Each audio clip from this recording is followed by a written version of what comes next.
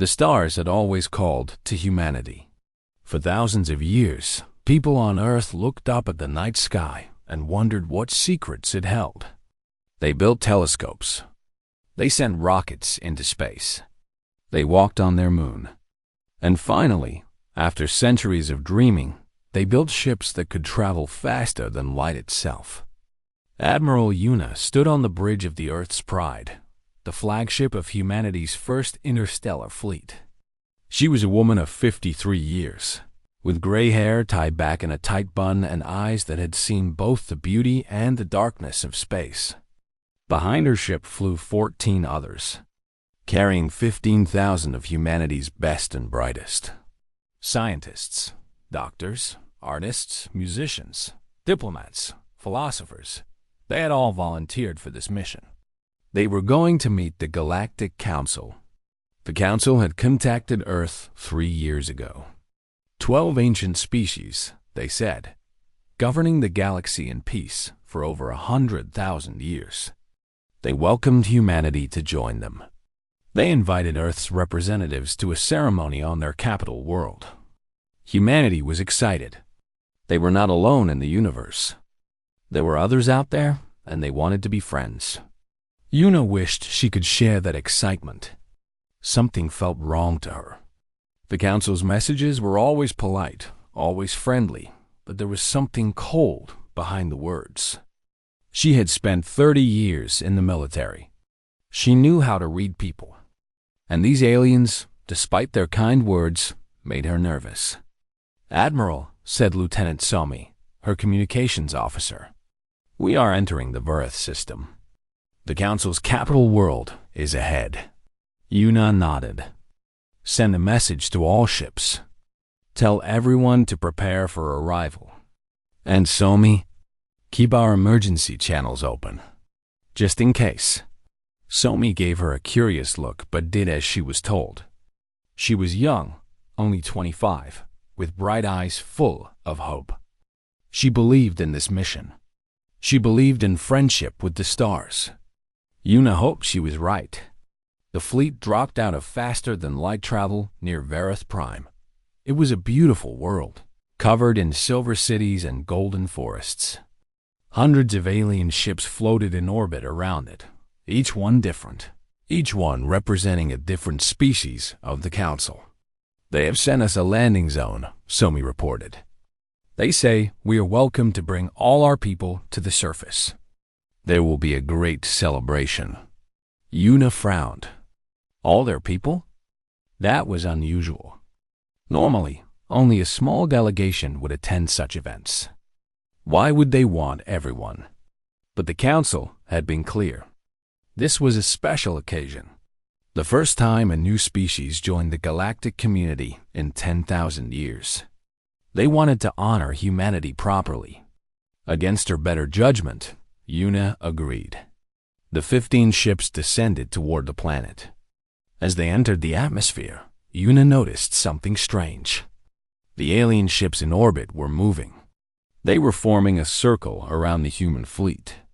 "Admiral," Somi said, her voice suddenly worried, "I am detecting weapons charging on the Council ships." Una's blood went cold. What? Before anyone could react, the sky exploded. The Council's fleet opened fire without warning. Beams of light cut through the human ships like knives through paper. Explosions filled the air. Screams filled the radio channels. Una grabbed her command chair as the Earth's Pride shook violently. Evasive action. Return fire. But it was hopeless. The human ships were not designed for war. They were exploration vessels, built for science and diplomacy. They had no shields. They had no weapons that could match the Council's technology. One by one, the ships fell. Una watched on her view screen as the hope of tomorrow, carrying 3,000 scientists, broke apart and burned. She saw the artist's dream, full of musicians and painters, explode in a ball of fire. She heard the screams of her people dying. "Why?" she whispered. "Why are they doing this?" The answer came over the radio. A cold alien voice speaking to the entire galaxy. Citizens of the Galactic Council, today we have performed our sacred duty.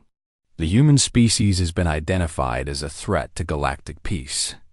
Their rapid breeding, their aggressive nature, their dangerous ambition made them a disease that could not be allowed to spread.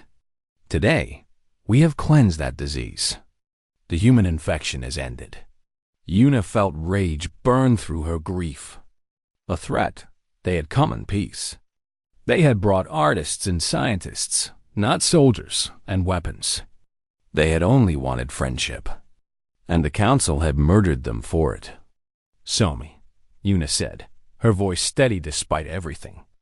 "I need you to do something for me." The young lieutenant was crying, but she looked at her admiral with determination. "Anything, Admiral. I have a data packet. It contains everything.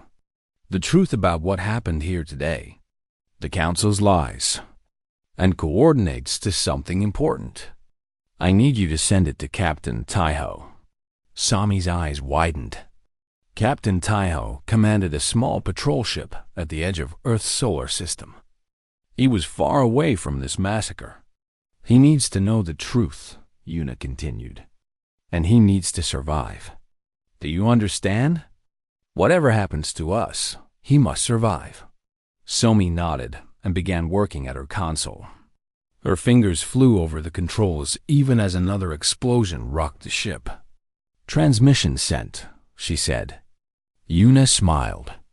It was a sad smile, full of acceptance. "Thank you, Somi. You have done humanity a great service." The final blast hit the Earth's pride. Admiral Una closed her eyes and thought of Earth, of blue skies and green grass, of children laughing and birds singing. She thought of all the dreams humanity had for the stars. Then there was only light, and then there was nothing. Far away, at the edge of Earth's solar system, Captain Taiho received the message. He was a young man, only 30 years old, with a small patrol ship and a crew of 20. He had been assigned to watch for pirates and protect cargo ships. It was a boring job, but he had never complained. Now, as he read Admiral Una's message, his hands began to shake. "Sir," said his navigator, a woman named Bomi, "what is wrong?" Taiho could not speak. He simply showed her the message. Bomi read it. Then she read it again. Then she looked at the view screen, where Earth hung in the darkness of space, beautiful and blue and full of life. "They would not," she whispered. "They could not." But even as she spoke, new contacts appeared on their sensors. Hundreds of them. Thousands. A massive fleet dropping out of faster than light. Travel near Earth. The Galactic Council had come to finish what they started. Taiho watched in horror as the alien ships surrounded his homeworld. He watched as they charged their weapons. He watched as they opened fire. Earth had no defenses. Earth had sent all its best ships to the Council ceremony. Earth was helpless. The alien weapons hit the planet's surface like hammers. Cities vanished in moments. Oceans boiled. Mountains crumbled. The atmosphere itself caught fire. 15 billion people. 15 billion lives. Gone in less than an hour. Taiho fell to his knees. Behind him, his crew was screaming, crying, praying. But he could not hear them. He could only hear the silence where Earth's radio signals used to be. His homeworld was dead. "Captain," Bomi said through her tears. "What do we do?" Taiho stood slowly. His eyes were drying out. His hands were steady. Something had changed inside him. The young, idealistic captain was gone. In his place stood something harder, something colder. He looked at Admiral Una's message again. The coordinates she had sent. 3 hidden colony ships, carrying 200,000 humans in frozen sleep. They had left Earth years ago, traveling to a secret location beyond the galaxy's edge. No one knew about them except humanity's highest leaders. "And now, Taiho?" "We run," he said quietly. We find the colony ships. We survive. But the Council, Bomi protested. They will hunt us. Let them, Taiho said. He moved to his command chair and began entering the coordinates into the navigation system. They think they have killed us all. They think humanity is extinct. We will let them believe that. For now, the patrol ship's engines hummed to life. Taiho took one last look at his view screen, where Earth was now nothing but a burning rock surrounded by alien warships.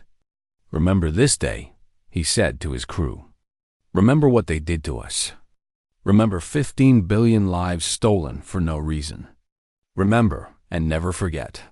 Then he activated the experimental jump drive that Admiral Yuna had secretly installed on his ship, and they vanished into the void. Behind them, the Galactic Council celebrated. They built monuments to their victory. They rewrote history to paint humans as monsters who had to be destroyed. They told themselves they had done the right thing. They had no idea that 20 humans had escaped. They had no idea that those 20 humans carried the truth. And they had no idea that in 4,000 years, humanity would return to remind them of their crime. The galaxy fell silent. Earth was dead. Humanity was gone. Or so the Council believed. Captain Taiho's patrol ship drifted through the empty space beyond the galaxy's edge. They had traveled for 6 months, following the coordinates Admiral Yuna had given them. Behind them, the Milky Way was just a bright smear of light against the darkness. Ahead, there was nothing but black. The crew was tired. They were hungry. Their supplies were running low. Some of them had started to lose hope. But Taiho never stopped believing. There, he said one day, pointing at the view screen. Do you see that? Bomi looked. At first, she saw nothing. Then she noticed a tiny glint of metal reflecting starlight. Then another. Then 3 more. Ships. Human ships. The colony vessels were exactly where Admiral Yuna had said they would be. 3 massive ships, each one carrying more than 60,000 humans in cryogenic sleep. They had been traveling for decades, moving slowly to avoid detection, heading toward a cluster of dead stars that the Council had never bothered to explore. Taiho docked with the lead ship, the New Dawn. Inside, he found the colonists frozen in their pods, waiting to be awakened. He also found Director Jisoo, the leader of the secret colony program, who had stayed awake to guide the ships. She was an old woman now, nearly 90 years old. Her hair was white, her face was lined with wrinkles, but her eyes were still sharp and clear. Captain Taiho, she said when she saw him. I had hoped someone would find us, but I had feared no one would survive. Taiho told her everything. The Council's betrayal, the massacre of Admiral Yuna's fleet, the destruction of Earth, 15 billion lives erased in an hour. Jisoo listened in silence. When Taiho finished, she closed her eyes for a long moment. A single tear rolled down her cheek. Then she opened her eyes, and they were filled with fire. We will not let them win, she said. We will not die in the darkness. We will survive. We will grow. We will build. And one day, when we are ready, we will return. Taiho nodded. But how? The Council is powerful. Their technology is far beyond ours. Even if we survive, how can we ever hope to match them? Jisoo smiled. It was a strange smile, full of secrets. Come with me, Captain. There is something I must show you.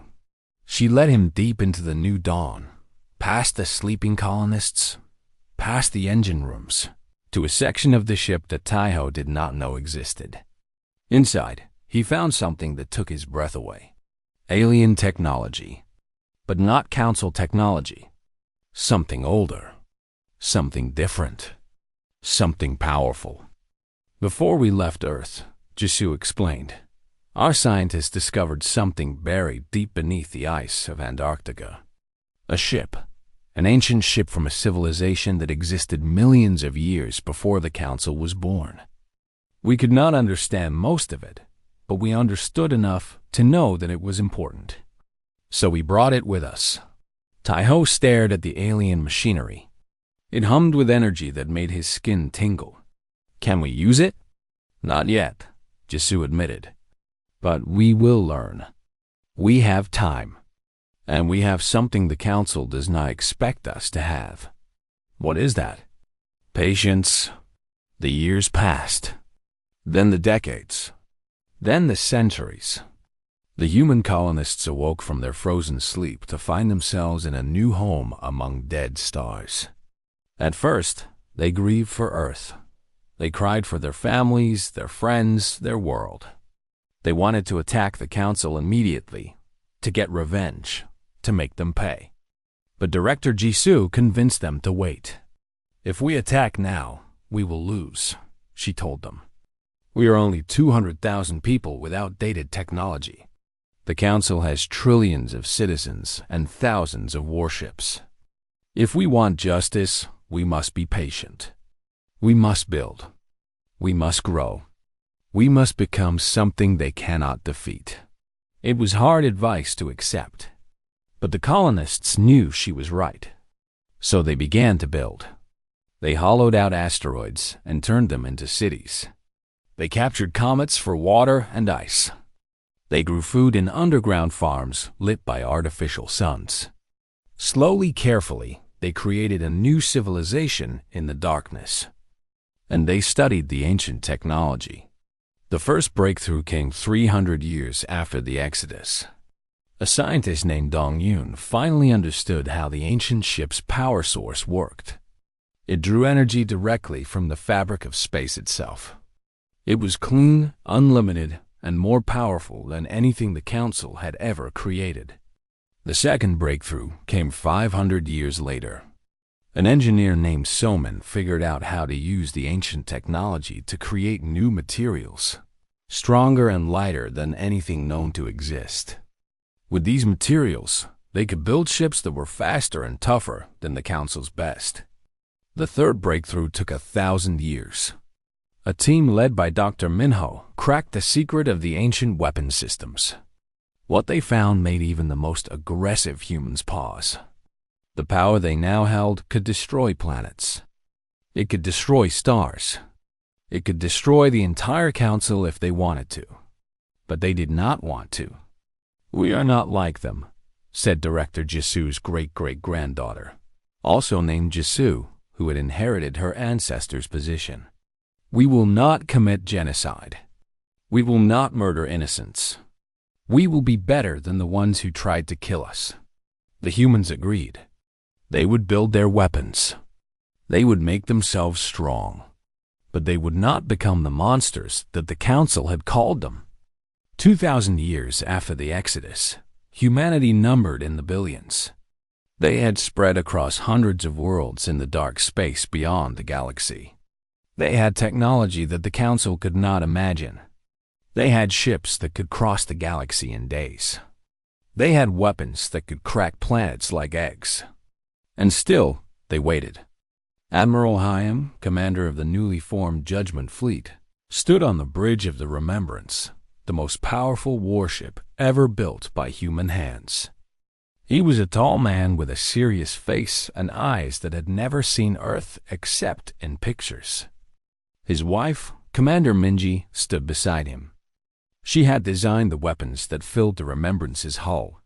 She knew exactly what they could do. The Council still believes we are dead, Hyan said quietly. They have forgotten us. They have rewritten history to make us villains. They teach their children that Earth was a planet of monsters who had to be destroyed. Then we will remind them of the truth, Minji replied. Not with rage, not with revenge, with justice. Their daughter, Ensign Hana, was training in the simulation rooms below.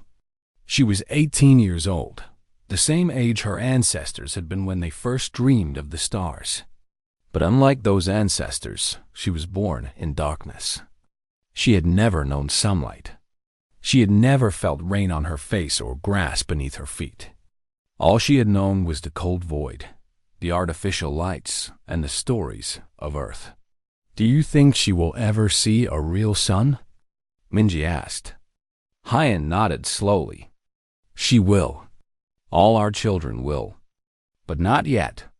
We are not ready yet. How much longer? Another 2,000 years, perhaps. We need more ships, more people, more certainty that when we return, we will succeed." Minji sighed. "Sometimes I wonder if we are being too patient. The Council grows weaker every century. Their member species fight among themselves. Their technology has not advanced in millennia. We could defeat them now." "Perhaps," Hyan admitted. "But defeating them is not enough. We do not want to win a war. We want to deliver a judgment. We want the entire galaxy to see the truth. We want the Council to face what they have done.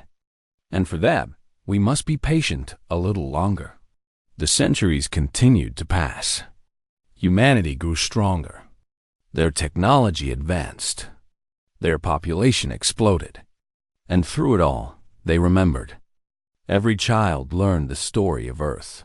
Every teenager visited the memorial, a massive space station that contained soil from Earth's moon, the last piece of their home system. Every adult swore the oath of remembrance, promising to never forget the 15 billion who had been murdered. The rage was still there, burning deep inside every human heart. But it was controlled now. It was focused.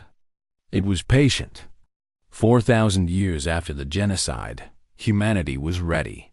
Fleet Admiral Dawn, a man whose ancestors could be traced all the way back to Captain Taiho himself, stood before the assembled admirals and commanders of the Judgment Fleet. Behind him, a holographic map showed the Milky Way galaxy. "Their target. The time has come," he said simply. "We have waited long enough. Our ancestors dreamed of this day. Our parents prepared for this day. And now we will make it happen." He pointed at the map, at a small point of light that represented Vareth Prime, the Council's capital. "In 3 days, we will jump to this location. We will appear without warning, just as they appeared over Earth 4,000 years ago. We will show them that humanity is not dead. We will show them that we remember. And we will show them that their crimes will not go unanswered." The commanders nodded. There were no cheers, no battle cries. This was not a moment for celebration. This was a moment for justice. Dauhan to look at the stars. Somewhere out there, beyond the endless darkness, was Earth, a burned rock circling a yellow sun, a grave for 15 billion people. "We are coming home," he whispered, "and we are bringing the truth with us." The Judgment Fleet powered up its engines. 10,000 ships, each one more advanced than anything the Council had ever built, prepared to jump across the galaxy. 4,000 years of silence was about to end. The Galactic Council's annual assembly was always a grand event. Representatives from all 12 elder species gathered on Vareth Prime to discuss matters of galactic importance. Trade agreements were signed. Territorial disputes were settled. Alliances were formed, and Broken Dot High Counselor Vrax of the Dominion Hegemony was bored. He was a tall creature with gray skin and 4 eyes, and he had been sitting in the same chair for the last 6 hours listening to the same arguments he had heard for the past 300 years. The collective wanted more mining rights. The Federation demanded better trade routes. The Empire complained about immigration. Nothing ever changed. And so, droned Ambassador Crix of the collective, "We must address the unfair distribution of mineral resources in the outer sectors. Our calculations show that if current extraction rates continue, we will face a shortage within the next millennium." Vrax yawned. A millennium. These people worried about problems 1,000 years away while ignoring the issues right in front of them. It was ridiculous. He looked around the assembly chamber. It was a magnificent room, built 4,000 years ago to celebrate the Council's great victory over the human threat. Statues of Council heroes lined the walls. Murals depicted the savage humans being defeated by the wise and noble elder species. A large monument in the center of the room displayed a piece of Earth's crust, taken from the planet after it was destroyed. Vrax had never believed the stories about humans. He was not alive 4,000 years ago, of course, but he had read the historical records. The humans in those records did not seem like monsters. They seemed like a young species, curious and eager, reaching out to the stars for the first time. But he kept these thoughts to himself. Questioning the Council's history was not wise. Ambassador Crix was still talking about mineral rights when the lights in the chamber flickered. Everyone stopped. The lights on Varith Prime never flickered. The planet's power grid was the most advanced in the galaxy, with triple backup systems and constant maintenance. A flicker was impossible. Then the lights went out completely. Vrax heard gasps and shouts from the other counselors. Emergency lights came on, bathing the chamber in red glow.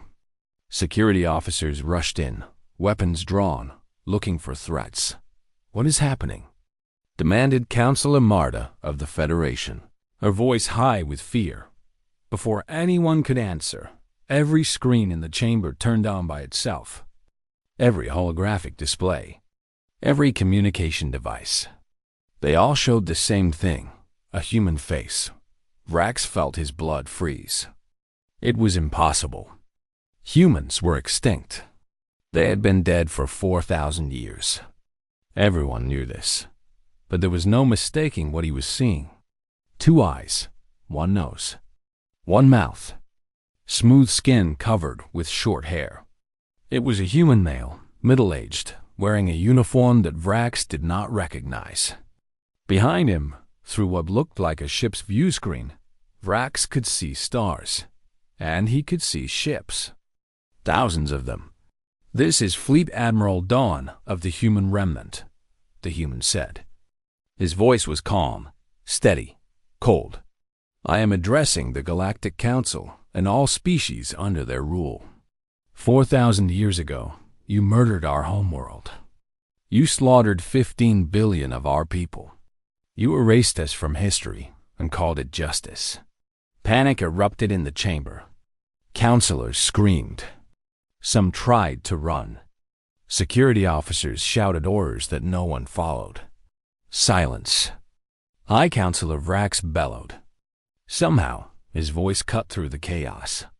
The chamber went quiet. "Let the human speak." Admiral Dawn continued as if he had not been interrupted. "You believed you had killed us all. You built monuments to your crime. You rewrote history to paint us as monsters. For 4,000 years, you lived in peace, believing your genocide was complete." The Admiral leaned forward. His eyes seemed to look directly at Vrax. "You were wrong."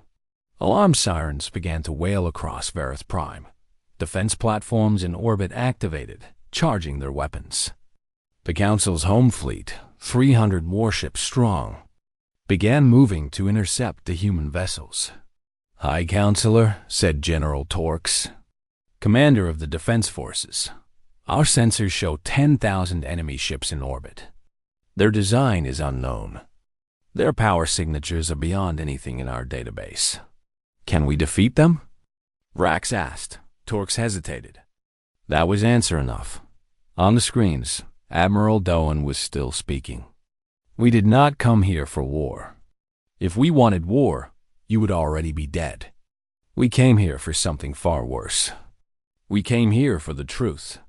Fire on them," screamed Counselor Marta. "Destroy them. Kill them all." General Torx gave the order. The defense platforms opened fire. Beams of energy shot toward the human fleet, enough firepower to destroy a small moon. The beams vanished, They did not hit shields. They did not get deflected. They simply ceased to exist, absorbed by something the Council's sensors could not even detect. "Our weapons have no effect," Torx reported, his voice shaking. "Their ships are not taking any damage. I do not understand how this is possible." On the screens, Admiral Dawn had not reacted to the attack at all. He continued speaking as if nothing had happened. 4,000 years ago, you showed us what the galaxy truly was. You showed us that friendship and trust were weaknesses to be exploited. You showed us that the strong survive by crushing the weak. We learned that lesson well. The human fleet began to move. The ships were beautiful in a terrifying way, sleek and dark, like predators gliding through water. They passed the defense platforms without even acknowledging them. They surrounded the Council's home fleet like wolves surrounding sheep. But we also learned something else, Dohon continued. We learned that we would never become like you. We spent 4,000 years building a civilization in the darkness. We created technology you cannot imagine. We raised generations of children who knew only one purpose: to remember what you did to us and to ensure that you faced judgment for your crimes. What do they want? Counselor Marta whispered. What do they want from us? Admiral Dawn answered her question as if he had heard it. We want the truth. We want the galaxy to know what really happened 4,000 years ago. We want your lies exposed. We want your monuments torn down. And we want you, the leaders of the Council, to stand before the species you have ruled and admit what you did. Councilor Vrax stood. His legs were shaking, but he forced himself to appear calm. He walked to the center of the chamber, where the communication systems would broadcast his response. Admiral Dawn, he said, I am High Counselor Vrax. I speak for the Galactic Council. I would like to discuss terms. There was a long pause. Then Admiral Dohan smiled. It was not a friendly smile. Terms? You want to discuss terms? 4,000 years ago, your ancestors murdered 15 billion people without warning, without discussion, without terms. And now you want to negotiate? I was not alive 4,000 years ago, Vrax replied carefully. Neither were most of the people on this planet. Whatever crimes were committed in the past, the people alive today did not commit them. No, Doan agreed. You did not commit the crime, but you benefited from it. You built your civilization on our graves. You raised your children to believe we were monsters who deserved to die. Every day for 4,000 years, you have celebrated our genocide. Vrax had no response to that. It was true. All of it was true. We are not here to kill you, Dohan said. We are not here to commit the same crime you committed against us. We are here to deliver justice. And justice begins with truth. A new ship appeared on the view screens. It was smaller than the others, clearly a transport vessel. It was descending toward the surface of Varith Prime. Our ambassador is coming to meet with you, Dohan explained. She carries evidence of your crimes. Recording of your ancestors' secret meetings. Transmissions from the day of the massacre. Proof of everything you have tried to hide. And if we refuse to receive her? Vrax asked. Admiral Doan's smile faded. His eyes grew cold. Then we will broadcast the evidence to the entire galaxy ourselves. Every species under your rule will see the truth. Every planet will know what kind of leaders they have been following. Your council will collapse. Your species will be shamed for generations. You will have no peace, no trade, no alliance. The galaxy will turn against you. He paused to let his words sink in. But if you cooperate, if you accept our judgment, there is a chance for something better. We do not want to destroy you. We want to rebuild. We want to create a galaxy where genocide is punished, where lies are exposed, where no species has to fear being erased simply for existing. Vrax looked around the chamber. He saw fear in the eyes of the other counselors. Fear and shame. They all knew the stories were true. They had always known. They had just chosen not to think about it. Now, they had no choice. Very well, Vrax said heavily. We will receive your ambassador. On the view screen, Admiral Dohan nodded once. She will be there within the hour. Prepare your people, High Counselor. The truth is coming, and it will change everything. The transmission ended. The screens went dark. In the silence that followed, Vrax could hear the distant rumble of the human transport ship entering the atmosphere. He could hear the frightened whispers of the other counselors. He could hear his own heart beating in his chest. 4,000 years of lies were about to be exposed, and Vrax knew, with terrible certainty, that the galaxy would never be the same. The human transport ship landed in the center of Vareth Prime's capital city. It was a small vessel, elegant and silent, touching down without even disturbing the air around it. A crowd had gathered at a safe distance, thousands of aliens staring at the impossible sight before them. Humans. Living humans. The monsters from the history books, the savage beasts their ancestors had saved them from, were real. The ship's door opened. A ramp extended.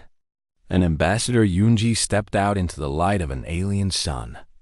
She was a woman of 50 years, with black hair streaked with gray, and a face that showed both intelligence and kindness.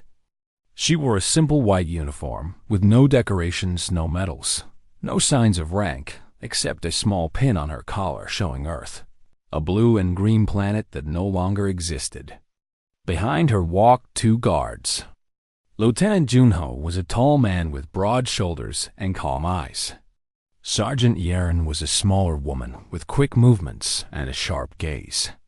Both wore armor that seemed to shimmer and shift as if it was not entirely solid. The crowd watched in silence as Yunji walked toward the assembly hall. No one tried to stop her. No one dared. Inside the hall, the council was waiting. All 12 species were represented, their leaders sitting in a semicircle around the central floor. High Counselor Vrax sat at the center, his 4 eyes fixed on the human ambassador. Yunji stopped in the middle of the room. She looked around slowly, taking in the statues, the murals, the monument displaying the piece of Earth's crust. You built all this to celebrate killing us, she said quietly. You made art of our destruction. You raised monuments to genocide. No one responded. What could they say? Yunji raised her hand. It was a small device, no larger than her thumb. This is a data core. It contains evidence that has been preserved for 4,000 years. Recordings, transmissions, documents, the truth about what happened to humanity. She pressed a button on the device. Immediately, holographic displays appeared throughout the chamber, visible to everyone present. But not just in this room. The transmission was being broadcast across the entire galaxy. Every species, on every planet, could see what was about to be shown. The first recording was from a council meeting 4,000 years ago. The humans are growing too quickly, said a figure that Vrax recognized as an ancient ancestor of Counselor Marta. Their population doubles every century. Their technology advances faster than any species we have ever seen. If we do not act now, they will surpass us within a millennium. What do you suggest? Asked another figure. Elimination. Total and complete. We invite them to a ceremony, destroy their fleet, then destroy their homeworld. We tell the galaxy they were a threat. No one will question us. The recording showed the vote. All 12 species agreed. Unanimous approval for genocide. Gasps filled the chamber. On every planet watching the broadcast, beings of all species stared in horror at their screens. This was not the history they had been taught. This was not the story of brave defenders protecting the galaxy from human monsters. This was cold, calculated murder. The next recording was from the day of the massacre. It showed Admiral Yuna's fleet arriving at Vareth Prime. It showed the human ships, clearly unarmed exploration vessels, surrounded by Council warships. It showed the Council giving the order to fire. And then it showed the screams. Yunji let the recording play. She let the galaxy hear 15,000 humans dying. She let them hear Admiral Yuna's last transmission, begging to know why, pleading for mercy that never came. Counselor Marta began to cry. Others looked away, unable to watch. But the recording kept playing. The next part showed Earth, the beautiful blue planet hanging in space. The Council fleet arriving. The weapons charging. And then the fire. 15 billion people, Yunji said softly. Men and women. Children and elders. Artists and scientists. Farmers and teachers. 15 billion lives ended in an hour. Not because they had done anything wrong. Not because they were a threat. But because you were afraid of what they might become. The recording showed Earth burning. Continents cracked. Oceans boiled. The atmosphere itself caught fire. The planet that had given birth to humanity became a dead rock floating in empty space. When the recording ended, there was silence. Yunji looked at High Counselor Vrax. "Do you have anything to say?" Vrax's hands were shaking. His voice was weak. I did not know the full extent of it. We were taught that humans attacked first, that they were the aggressors, that we had no choice. You always had a choice, Yunji replied. Your ancestors chose to murder. Your parents chose to believe lies. You chose to build monuments to genocide. Every generation made a choice. She turned to address the entire chamber, and through them, the entire galaxy. We came here today not for revenge. We came for justice. There is a difference. Revenge is blind. Revenge destroys without purpose.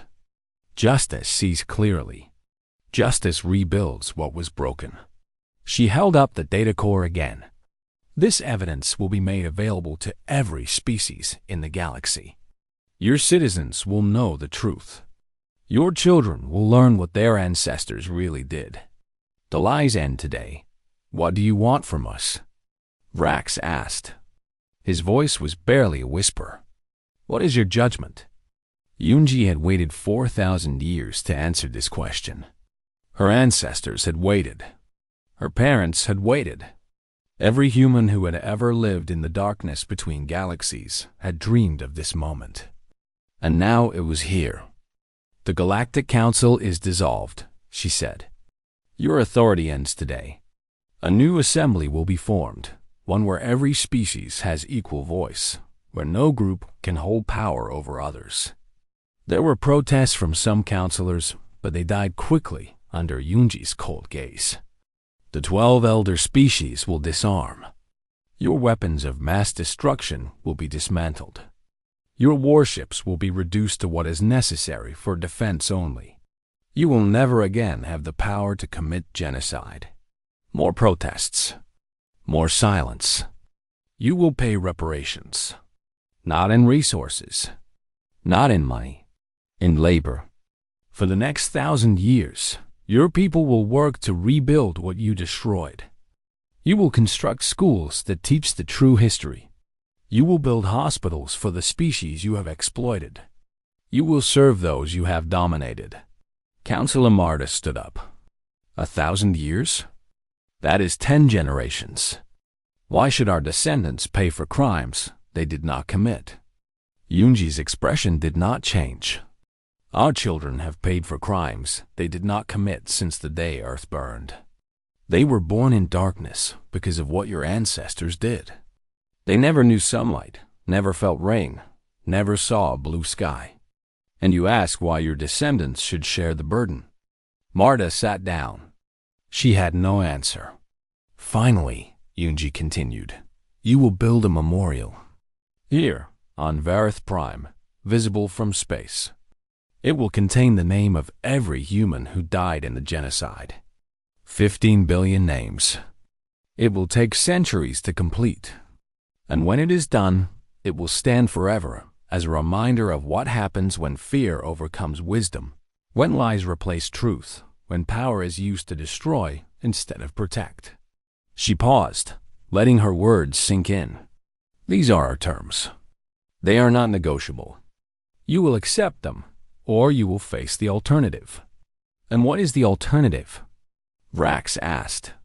Yunji did not answer directly. Instead, she gestured to the ceiling, where a holographic display showed the human fleet in orbit. 10,000 ships, each one capable of destroying everything the Council had built. We do not want to use force, she said. We have spent 4,000 years becoming strong so that we would never have to. We have enough power to destroy every Council world, to end every species that voted for our extinction. But we will not do that. We are not you. She looked at Vrax with something that might have been pity.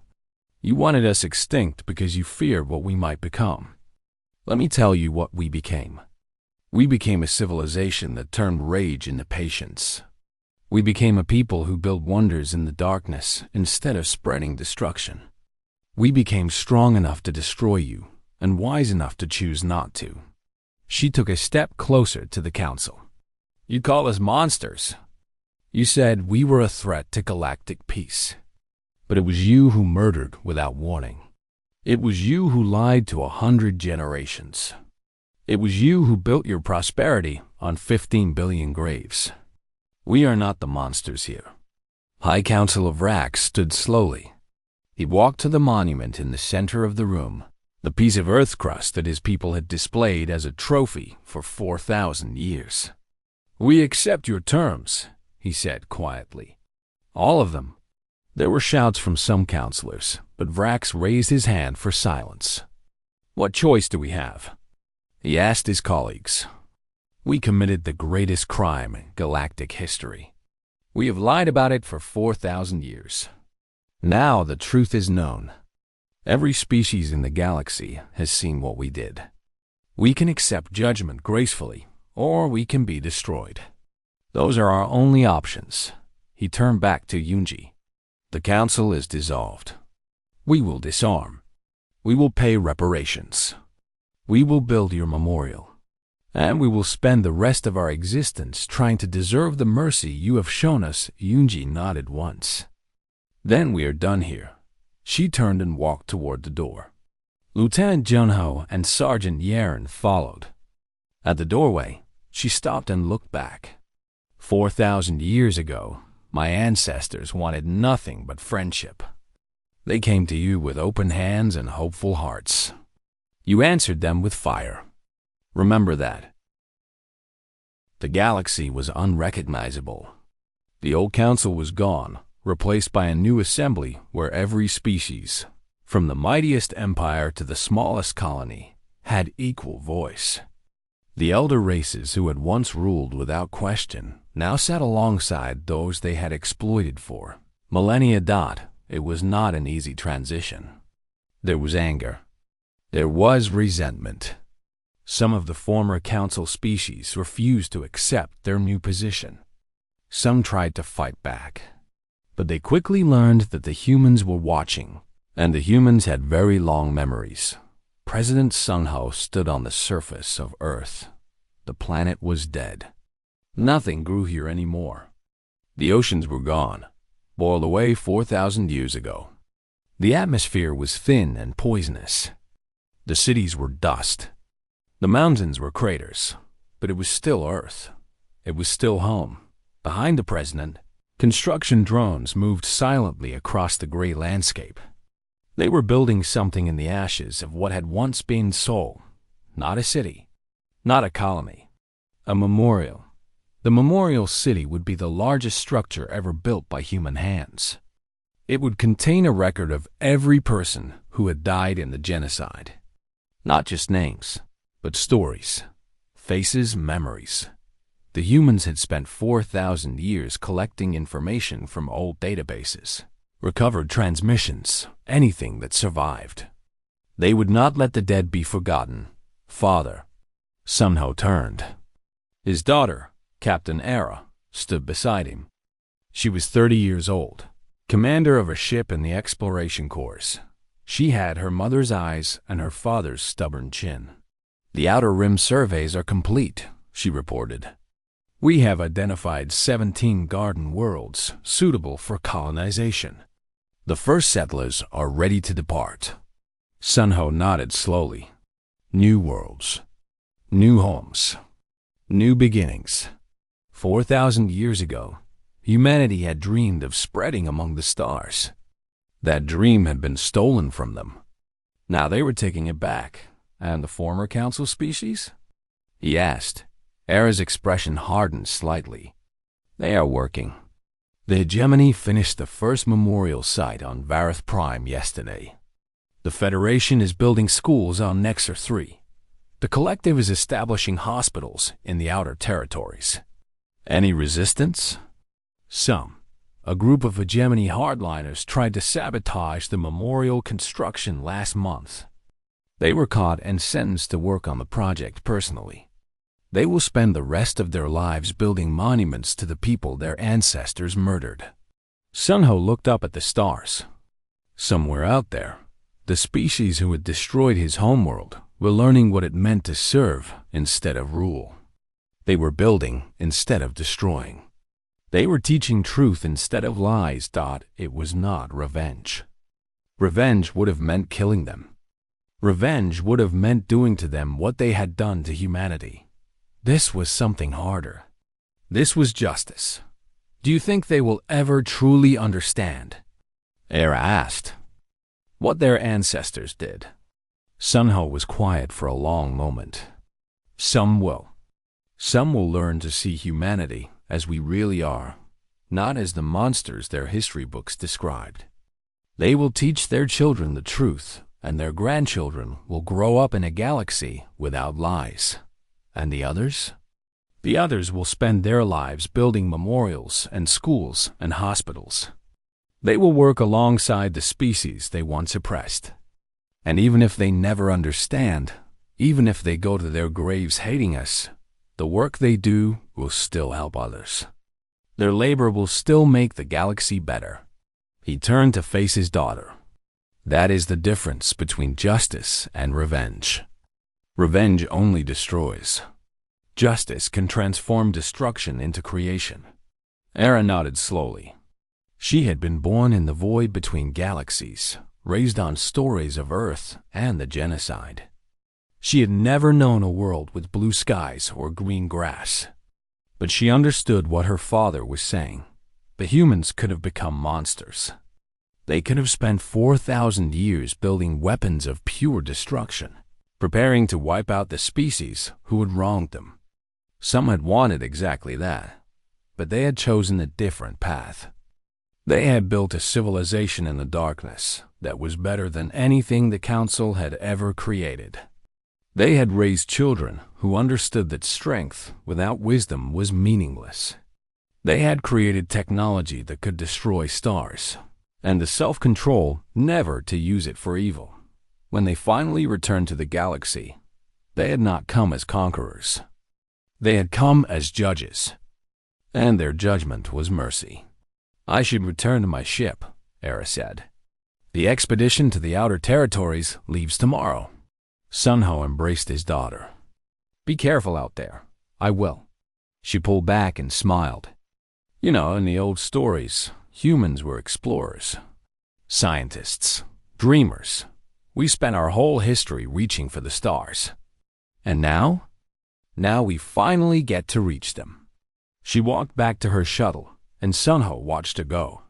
Then he turned back to the construction drones, still working on the memorial city. In a few decades, the first sections would be complete. In a few centuries, the entire structure would rise from the ashes of Sol. It would stand for eternity. A reminder of what had been lost and what had been saved. Far above Earth, in orbit, the Remembrance kept watch. It was one of only a few human ships that remained in the solar system. Most of the fleet had dispersed across the galaxy, helping to enforce the new order and protect those who could not protect themselves. Commander Minji, now very old but still sharp, stood on the observation deck of the Remembrance. Through the windows, she could see Earth below, a scarred gray rock that would never again support life. Her great-granddaughter, Ensign Bora, stood beside her. The young woman was only 19, newly assigned to the ship, eager to prove herself. "Commander," Bora said hesitantly, "can I ask you something?" Minji smiled. "Of course. Was it worth it? 4,000 years of hiding, building, waiting? So many generations who never knew anything but the void?" It was a question Minji had asked herself many times. She thought about her own grandparents, who had been born in darkness and died in darkness. She thought about her parents, who had spent their entire lives preparing for a day they knew they would never see. She thought about herself, designing weapons she hoped would never be used. "When my ancestors fled Earth," she said slowly, "they had a choice. They could have attacked the Council immediately. They were angry. They were grieving. They wanted revenge. Why didn't they? Because they knew what revenge would cost. If they had attacked immediately, they would have lost. The Council was too strong. But even if they had somehow won, they would have become the very thing the Council accused them of being. They would have proven every lie true." She gestured at the ruined planet below. "So they chose to wait. They chose to build instead of destroy. They chose to raise their children with purpose instead of rage. And when those children had children, and those children had children, when 100 generations had passed and humanity was finally strong enough to return, they did not come as monsters." Bora was silent, thinking about this. "We came as judges," Minji continued. "We showed the galaxy the truth. We gave the Council a chance to redeem themselves through service. We created a new order where no species can dominate others, where genocide is the greatest crime, where truth matters more than power." She turned to face her great-granddaughter. "Was it worth it? Ask the species who are now free from Council oppression. Ask the children who will grow up learning true history instead of lies. Ask the generations yet to come, who will live in a galaxy shaped by justice instead of fear." Bora nodded slowly. "I think I understand. Good." Minji put a weathered hand on the young woman's shoulder. "Our ancestors gave us a gift. They could have given us rage. Instead, they gave us purpose. They could have taught us to hate. Instead, they taught us to remember. We are the children of Earth. We carry its memory within us. And as long as we remember, as long as we hold on to what makes us human, Earth will never truly die." Far below, on the surface of the dead planet, President Sunho stood alone among the construction drones. The sun was setting, painting the gray sky in colors of orange and pink. It was almost beautiful, in a sad way. 4,000 years ago, this same sun had shone on blue oceans and green forests. People had walked on grass, swam in rivers, looked up at clouds, thought all of that was gone now. It would never come back. But humanity was still here. They had survived the worst thing imaginable. They had waited in darkness for 4,000 years. They had returned not as destroyers, but as builders. They had chosen mercy over revenge, justice over slaughter, and now they were spreading across the galaxy, exploring new worlds, building new civilizations, reaching for the stars just as their ancestors had always dreamed. Sunho picked up a handful of gray dust, earth dust, the remains of everything his people had lost. He let it slip through his fingers, carried away by the thin wind. "We did not forget you," he whispered to the ghosts of 15 billion. "We will never forget you. Your story will be told on 1,000 worlds, by 1,000,000,000,000 voices, for as long as humanity exists. You are not gone. You are part of us. You are the reason we are here." He stood there until the sun set and the stars came out. The same stars that had watched Earth burn now watched humanity rebuild. Somewhere out there, the former council species were working in the labor crews, building memorials and schools. Somewhere out there, the new assembly was debating trade routes and treaties.